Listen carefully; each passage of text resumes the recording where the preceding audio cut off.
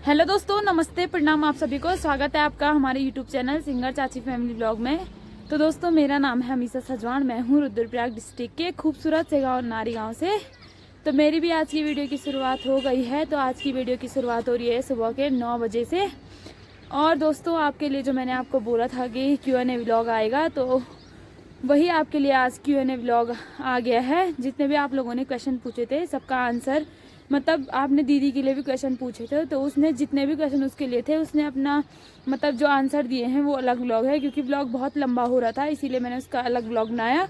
जो मेरे लिए थे पर्सनली क्वेश्चन, वो मैंने अलग व्लॉग बना रखा है। तो आज दीदी के लिए जितने भी क्वेश्चन थे, जिया जी कहाँ रहते हैं, क्या कर जॉब करते हैं, तो उन सभी क्वेश्चनों का आंसर है। और अभी मैं आ रही हूँ नीता के यहाँ रूम पे। तो यहाँ पे है नीता। हेलो नीता, हेलो, कैसे हो आप? प्रणाम। हाँ, बढ़िया। ठीक हो ना? सभी को हैप्पी होली। हाँ, एडवांस में। तो आप सभी लोगों को हैप्पी होली। और बाकी जोशीमठ के खूबसूरत से नज़ारे आप लोग देख रहे होंगे। यहाँ देखो, नीता के रूम से इधर साइड पूरा दिखता है, बहुगुणा बिल्डिंग जो भी बोलते हैं यहाँ के लिए, पूरा दिखता है।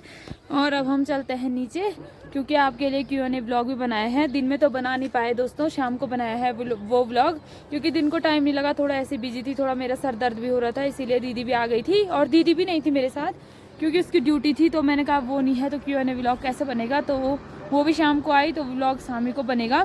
तो ठीक है दोस्तों, बने रहे आप वीडियो में। और जो भी क्वेश्चन पूछे आप लोग आंसर सुनने के लिए तैयार रहो। दोस्तों, आप लोगों ने बहुत ज्यादा क्वेश्चन पूछे थे, कुछ दीदी के लिए थे, कुछ मेरे लिए थे। तो पहले जो दीदी के क्वेश्चन थे, दीदी उनका आंसर देगी। उसके बाद जो मेरे लिए क्वेश्चन पूछे थे आप लोगों ने, मैं उन सब का आंसर दूंगी आप लोगों को। तो चलो भाई, आप स्टार्ट करो। जो हेलो दोस्तों, नमस्ते, प्रणाम। मुझे काफी शर्म भी आ रही थी लेकिन इसने बोला कि तेरे से रिलेटेड सवालों के जवाब तुझे ही देने पड़ेंगे। तो मैंने काफी हिम्मत जुटा के मैं यहाँ पे हूँ, और मेरे से रिलेटेड जितने भी सवाल है मैं कोशिश करूंगी उन सब के जवाब देने की।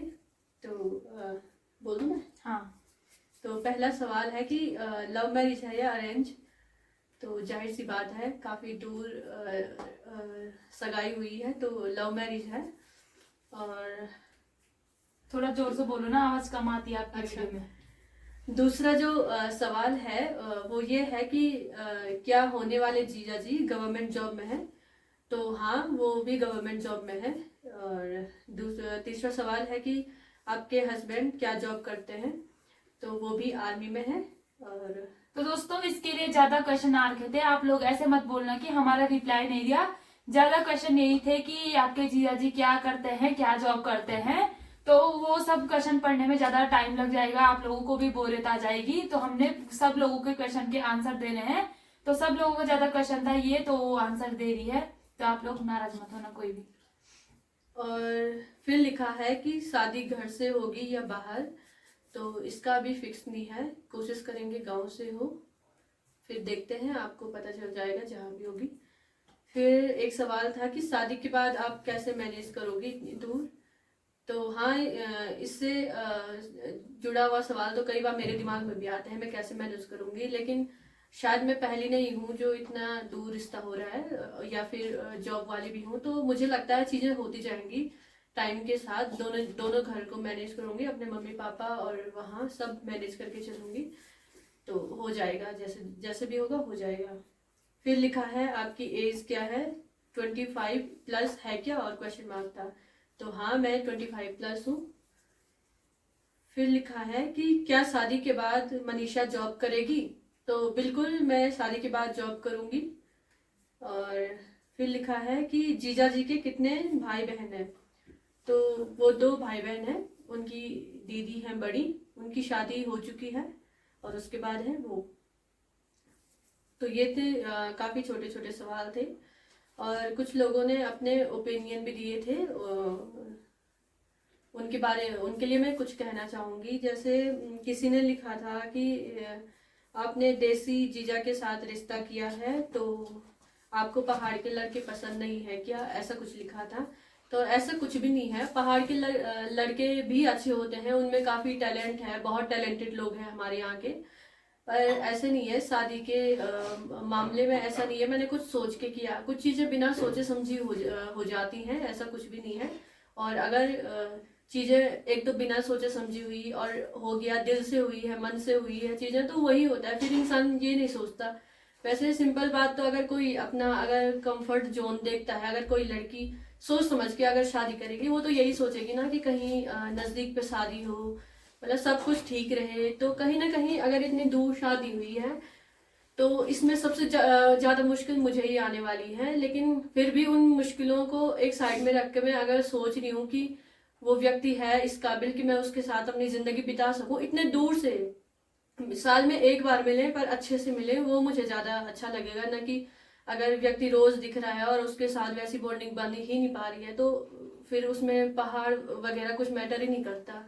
और तो यहाँ पे काफी लोगों के सवाल थे कि अपना कल्चर छोड़ दिया ऐसा वैसे, तो ऐसा कुछ भी नहीं है।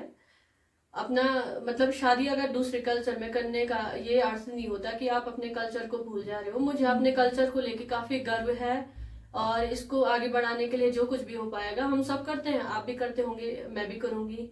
और बाकी ये है कि जैसे वहाँ है उनका कल्चर या किसी और का भी कल्चर, कोई भी हो, मैं सबके कल्चर का सम्मान करती हूँ। और मुझे लगता है जैसे सगाई हुई तो मुझे जैसे सगाई में हमने अपने रिवाज भी किए, उनके भी किए, तो वहाँ वाले लोगों को हमारे रिवाज जानने को मिले। तो इसमें कल्चर खत्म थोड़ी हुआ, इसमें तो मतलब कहीं ना कहीं उनको वो अवेयर हुए कि अच्छा इनके यहाँ ऐसे होता है, और जैसे उनके यहाँ कुछ कल्चर हुआ तो वो हमको पहली बार देखने को मिला, तो हमने सोचा अच्छा ऐसा भी होता है। तो ऐसा कुछ नहीं है, मतलब ऐसा कुछ नहीं है, बस ये है कि मैं काफी और बाकी लोगों को भी अपना कल्चर बता पाऊंगी, अच्छा हमारे यहाँ तो ऐसा होता है, ये वो चीज। तो ऐसा कुछ नहीं है, बस नजरिया है चीजों को देखने का।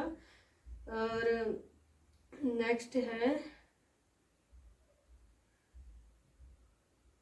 हाँ कि आपने मतलब पहाड़ी लड़का न ढूंढ के देसी ढूंढा, ऐसा ऐसा कुछ भी नहीं है, वो भी मैंने ढूंढा नहीं था।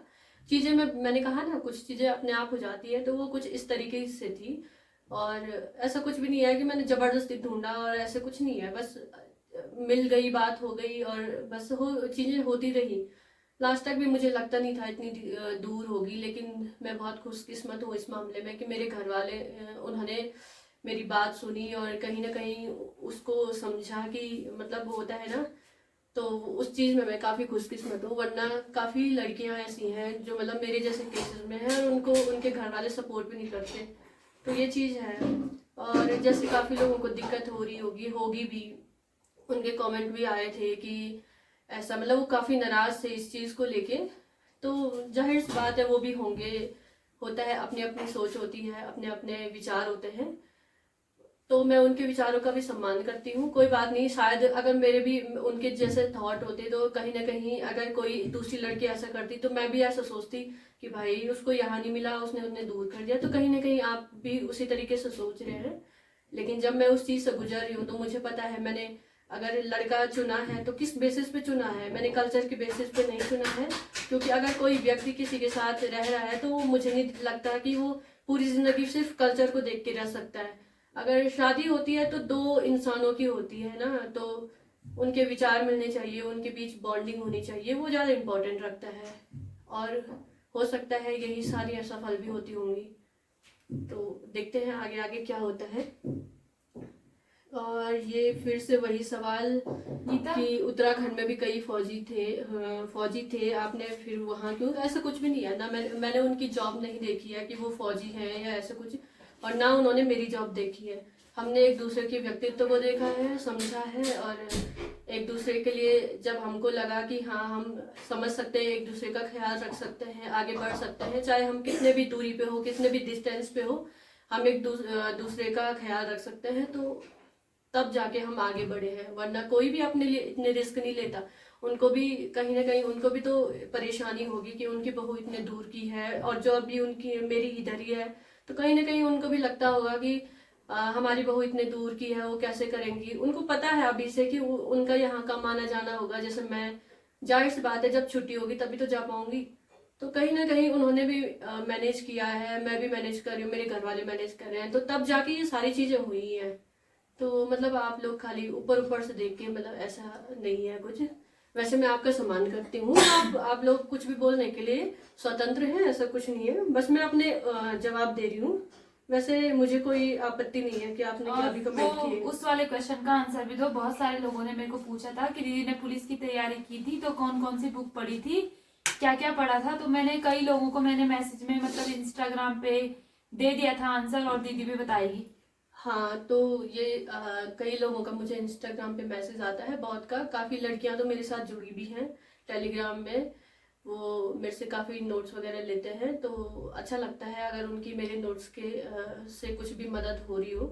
तो सबसे पहली बात, जितने भी लोग अभी तैयारी कर रहे हैं तो उनको मैं यही कहना चाहूँगी कि सबसे पहले वो अपनी रणनीति बनाएं। कई बार ऐसा होता है कि हम दूसरे को देख के सेम उन्हीं का ही सब कुछ कॉपी करने लगते हैं, तो वो चीज़ नहीं हो पाती। आपको अपने मतलब वीकनेस देखने हैं, आपके क्या स्ट्रेंथ है, उस चीज़ को देखनी है, और तब जाके आपको अपनी रणनीति बनानी है। तो मैं आपको अपना बताऊंगी, मैं ऐसा नहीं कहूंगी कि आप पूरी कॉपी करना या इसको जैसे मैंने किया आप वैसे करना। आपको अगर ठीक लगे अपने हिसाब से, अगर आपको लगता है कि आपके तैयारी में वो चीज़ काम आए, तो आप जरूर उस चीज़ को अपनी तैयारी में शामिल करना। तो पहला है सिलेबस। सबसे इम्पोर्टेंट है सिलेबस। आप जिस भी एग्जाम की तैयारी कर रहे हो, जैसे बहुत सारे लोगों के पुलिस से रिलेटेड थे ना, हाँ, तो जितने भी आप जिस भी एग्जाम की तैयारी कर रहे हो, तो सबसे पहले आप उसका सिलेबस डाउनलोड करना, और सिलेबस से हट मतलब पूरा सिलेबस से ही पढ़ना है। सिलेबस से हट के बिल्कुल भी इधर उधर नहीं जाना है। जितना भी आपका सिलेबस है आप उसको अपने सामने रखो, प्रिंट करवा दो, अपने सामने रखो। दूसरी चीज आती है आपके प्रीवियस ईयर क्वेश्चन। पिछले सालों में उस एग्जाम को लेके आयोग ने या इधर उधर से जितने भी क्वेश्चन पूछे गए हैं, आप सब उनको कलेक्ट कर लो। जैसे एक उत्तराखंड के एग्जाम से, जैसे ग्रुप सी से रिलेटेड एक वेबसाइट है स्टडीफ्राई करके .com, तो आप उस पर जाके पुराने पेपर लगा सकते हैं, या फिर आयोग की वेबसाइट पे जाके वहां से पुराने पेपर निकाल सकते हैं। तो सिलेबस से ये होगा कि आपको पढ़ना क्या है, और पुराने पेपर से ये होगा कि पढ़ना कैसे है, उस टॉपिक से सवाल को कैसे फ्रेम किया गया है, तो ये होगा। फिर तीसरा आता है आपको बुक। आपका सिलेबस हो गया, प्रीवियस ईयर क्वेश्चन पेपर हो गए, और तीसरा आता है बुक। बुक आपको बहुत सेलेक्टिव रखनी है, बहुत कम रखनी है, और उसका मल्टीपल रिवीजन होना चाहिए। जैसे मैं अपनी बुक बताऊंगी जो मैंने उसके लिए पढ़ी थी। तो मेरी बहुत कम सोर्स से मैंने काफ़ी कम किया था, और नोट्स बनाए थे, अपने नोट्स बनाए थे हैंडमेड। तो पहला जैसे हिंदी है, तो हिंदी में भी मतलब उसमें भी अब मैं जैसे है हिंदी में भी आप मतलब अपने हिसाब से 3-4 सेक्शन बना लो। जैसे पहला हो गया व्याकरण, तो व्याकरण के लिए मैंने पढ़ी थी लूसेंट पढ़ी थी। और जितने भी यूके पीसीएस हो या यूके ट्रिपल एससी हो, उनके जितने भी क्वेश्चन पेपर थे, उनसे मैंने हिंदी के जो क्वेश्चन होते हैं वो कलेक्ट करके अलग लिख दिए थे, और उनको ही मैं रिवाइज करती। तो वो बहुत ज़्यादा 10-20 पेज से ज़्यादा हो गए थे। तो जो मुझे लगता है जो टॉपिक से बार बार क्वेश्चन आ रहे हैं उन टॉपिक का, तो मैं अलग से फिर उनको भी रिवाइज करती थी। अलग से क्वेश्चन इधर उधर से, चाहे वो उत्तर प्रदेश का कोई ग्रुप सी का एग्जाम हो, उसमें अगर कोई क्वेश्चन आया तो वो सब कलेक्ट करके एक ही जगह पे रखती थी। और पेपर के लिए जैसे मैंने हिंदी व्याकरण के बहुत शॉर्ट में नोट्स बनाए थे, वो भी बहुत काम आए। फिर उसमें जैसे एक गद्य और पद्य का सेक्शन होता है, जिसमें कवि और उनके जैसे लेखक, उनके बारे में आपको क्वेश्चन पूछे जाते हैं, जो उन्होंने रचनाएं की हैं, कई बार जन्म वगैरह या उनको पुरस्कार मिला है, उन चीज़ों के बारे में पूछा जाता है। तो मैंने इसके लिए ये किया था, एक तो गूगल की हेल्प ली थी, और दूसरा कि जैसे एनसीईआरटी में जैसे सिलेबस में उस कवि का नाम दिया है कि महादेवी वर्मा, तो एनसीईआरटी में जो भी चैप्टर होता है उसके शुरू में जो भी लेखक होता है उसके बारे में पूरा दिया गया होता है, तो वहां से उन सब के नोट्स बना लिए थे। और तीसरा जैसे जन उसके बाद जैसे रीजनिंग का है, तो रीजनिंग के लिए भी मैंने पुराने पेपरों का सहारा लिया था, जितने भी क्वेश्चन थे कलेक्ट करके या फिर उनसे ही रिलेटेड क्वेश्चंस को सॉल्व करके। और जैसे कंप्यूटर है, कंप्यूटर के लिए भी मैंने सेम चीज़, मतलब पुराने पेपर तो मैंने हर चीज़ में यूज़ किए हैं। तो कंप्यूटर के लिए उसमें पुराने पेपर के अलावा मैंने गूगल सर्च किया है।